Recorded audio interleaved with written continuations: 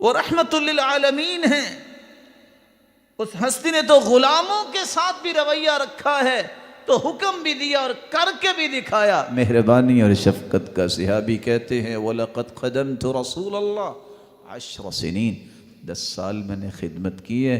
اللہ کے رسول نے ایک مرتبہ بھی اف نہیں کہا، اور اللہ کے رسول نے فرمایا وَلَا تُكَلِّفُوهُمْ مَا يَغْلِظُهُمْ وَإِن كَلَّفْتُمُوهُمْ فَأَعِينُوهُمْ۔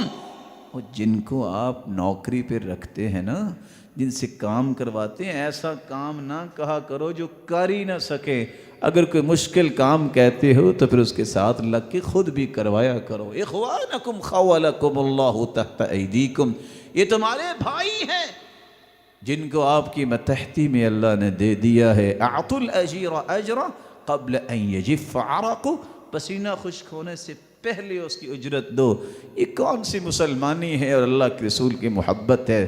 3 مہینے جو ہے وہ تنخواہ نہیں دی جاتی، 3 مہینے وہ دھکے کھاتے رہتے، وہ انسان نہیں ہے، ان کو بھوک نہیں لگتی۔ یہ ظلم ایسا ہے۔